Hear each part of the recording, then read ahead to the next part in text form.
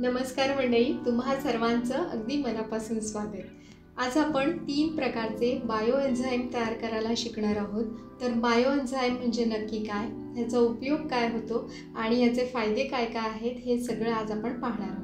तर बघा, रोजच्या जीवनामध्ये आपण अनेक प्रकारचे क्लीनिंग प्रोडक्ट वापरतो जे केमिकल युक्त असतात।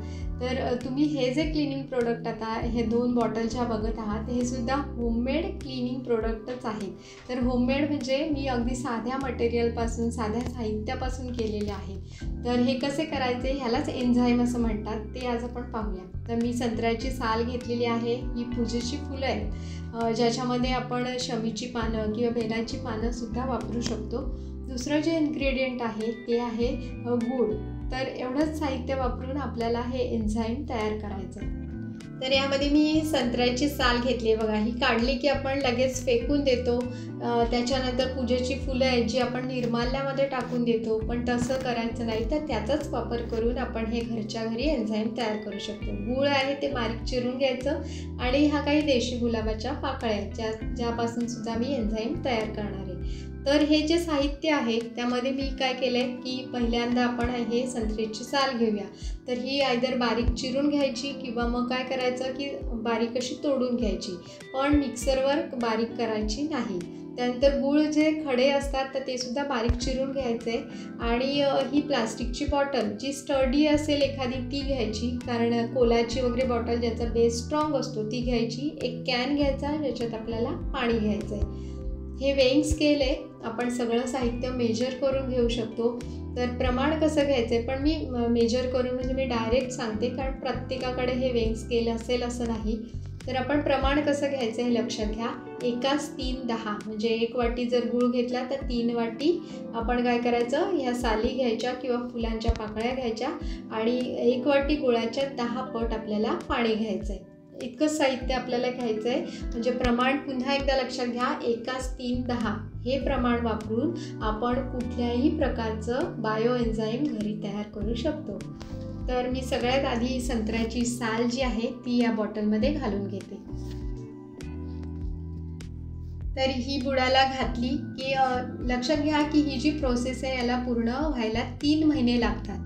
तर ही साल मी घालून घेतलेली आहे। आता ह्याच्यावरती बारीक चिरलेलं गूळ जे आहे ते घालून घेते आणि मग आपण ह्या गुळाच्या 10 पट पाणी यामध्ये घालायचं आहे। पाणी घालताना लक्षात ठेवा, हे दोन्ही घालून झालं आहे, आता पाणी घालायचं आहे। पाणी घालताना लक्षात ठेवायचं की वरपर्यंत बॉटल काठोकाठ अशी भरायची नाही, कारण दर 24 तासांनी ह्याच्यामध्ये गॅस तयार होत असतो आणि तो आपल्याला रिलीज करावा लागतो। तर ह्या बॉटल ठेवायच्या कुठे, तर या बॉटल ज्या आहेत त्या अंधाऱ्या जागी ठेवायच्या, म्हणजे जिथे यांना डायरेक्ट सूर्यप्रकाश मिळणार नाही अशा जागी ठेवायच्या।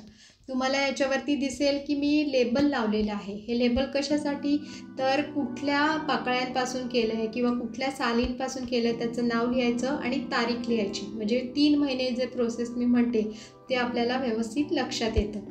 तर अंधाऱ्या जागी ठेवायचं, तुम्ही स्टोअर रूममध्ये पण ठेवू शकता किंवा किचन कॅबिनेटमध्ये मागे ठेवू शकता। दिवसातून एकदा ह्या बॉटल बाहेर काढायच्या।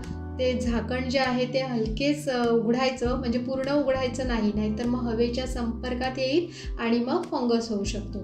तर पूर्ण उघडायचं नाही। तर माझ्याकडे आता हे स्टोअर रूम आहे, मी स्टोअर रूममध्ये ठेवते ह्या बॉटल आणि दिवसातून एकदा बघायचा आवाज होतो गॅस रिलीज होताना, तो ऐका।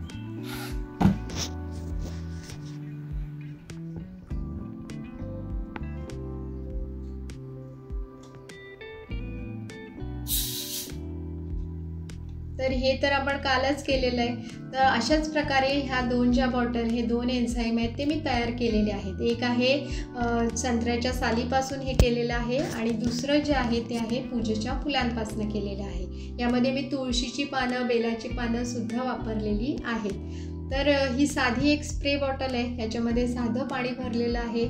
यामध्ये मी संत्र्याच्या सालीपासून केलेलं एन्झाईम आहे ते घालून घेते। तर माझ्याकडे हे अँटिक कबर्ड आहे, तर फर्निचर क्लीन करण्यासाठी सुद्धा आपण याचा उपयोग करू शकतो। बाहेरचं कुठलंही केमिकलयुक्त क्लीनर आपल्याला वापरायची गरज नाही।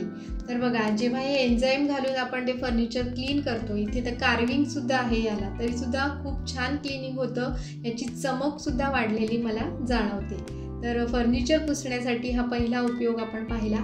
त्यानंतर मग आपण भांडी घासायचं जे लिक्विड सोप वापरतो भांडी घासताना, डिशवॉशिंग लिक्विड, तर त्याच्यामध्ये आपण आयदर हे संत्र्याच्या सालीपासून केलेलं किंवा मग लिंबूपासून केलेलं असेल किंवा मग मिक्स फ्रूटचं असेल तर त्याचासुद्धा वापर आपण त्या लिक्विड सोपमध्ये करू शकतो. आपण जेव्हा भांडी घासतो तेव्हा ते पाणी डायरेक्ट कुठे जातं? बेसिनला जातं. त्या बेसिनमध्ये क्लॉगिंग होतं आपल्या इथे, तर ते क्लॉगिंग हे एन्झाईम वापरल्यामुळे होत नाही. कारण का? कारण हे ॲक्टिव्ह मायक्रोब्स तयार होतात यामध्ये. हे ॲक्टिव्ह मायक्रोब्स जे असतात ते ती घाण सगळी खाऊन टाकतात आणि त्यामुळे मग ते क्लॉगिंग वगैरे होत नाही. तर याचा नक्की उपयोग करा. तर गार्डनिंगमध्ये कसा उपयोग करायचा ते सुद्धा समजून घ्या. बघा, गार्डनिंगमध्ये आपण काय करू शकतो की डायरेक्ट स्प्रे बॉटलनी स्प्रे करू शकतो किंवा मग काय करायचं की 1 लिटरला 1 ml असं मोठं टबमध्ये रात्री तयार करून ठेवायचं आणि मग ते डायरेक्ट दुसऱ्या दिवशी आपण मोठ्या प्रमाणावर केलं असेल तर ते डायरेक्ट काय करायचं झाडांना घालायचं. म्हणजे झाडांसाठी खूप उपयोग होतो गार्डनिंगमध्ये. एक तर त्यांचा तजेलदारपणा छान टिकून राहतो, त्यानंतर त्यांची वाढ खूप चांगली होते. तुम्ही जर फळं फुलं अशी लावली असतील तर पेस्टिसाईड फ्री सगळी फळं आणि फुलं तुम्हाला सगळं काही मिळतं. तर गार्डनिंगमध्ये तर आवर्जून ह्या एन्झाईमचा उपयोग नक्की कराच. यानंतर पुढचा उपयोग बघूया. बघा, हे साधं भांड्यामध्ये पाणी घेतलेलं आहे, त्याच्यामध्ये मी हे 2 झाकणं एन्झाईम आहे ते घालून घेते आणि बाजारातून आपण जी फळं आणतो, ज्या भाज्या आणतो ते सगळ्यावरती पेस्टिसाईड असतं, तर ते काढून टाकणंही खूप महत्त्वाचं आहे. तर काय करायचं, ती फळं किंवा मग भाज्या ज्या आहेत त्या ह्यामध्ये अर्धा तास भिजवून ठेवायच्या. म्हणजे 1 लिटरला 5 ml एवढं थोडं जास्ती घ्यायचं, कारण पेस्टिसाईडचं प्रमाण खूप जास्ती असतं. तर ते सोक करायचं आणि मग वापरायचं. आता हेच पाणी जे आहे ते कुठे जाणार आहे? बेसिनमधून नदीला जाणार आहे. नदीचं पाणी शुद्ध होणार आहे. पर्यायाने आपण मरीन लाईफ सेव्ह करतो. तर बघा, आपण एन्व्हायरमेंटसाठी किती चांगलं काम करतो. त्यानंतर आपण आता लादी क्लीन करतो. तर लादी क्लीन करताना आपण फिनेल वापरतो, तर त्याच्याऐवजी हे फुलांपासून केलेलं जे एन्झाईम आहे पूजेच्या फुलांपासून ते वापरायचं. तर मी तर खूप दिवसांपासून हे वापरते. तर ह्याने काय होतं, एक तर क्लिनिंग पण खूप छान होतं, दुसरं म्हणजे डासांचा प्रादुर्भाव या दिवसात खूप जास्ती जाणवतो, तर तो कमी झालेला आपल्याला दिसतो. तर अशा बऱ्याच प्रकारे आपण या एन्झाईमचा वापर करू शकतो. तर ही बॉटल उघडण्याविषयी जे मी म्हणाले ते रोज उघडायची, म्हणजे पहिले 15 दिवसच रोज उघडायची, मग नंतर हळूहळू मग तो गॅस बनणं कमी होतं. मग रोज उघडायची गरज नाही, 4 दिवसांनी एकदा वगैरे उघडली तरी चालते. तर व्हिडिओ इन्फॉर्मेटिव्ह वाटला असेल तर नक्की एक लाईक करा, शेअर करा, चॅनलला सबस्क्राईब करा. भेटूया पुढील व्हिडिओ. तोपर्यंत नमस्कार.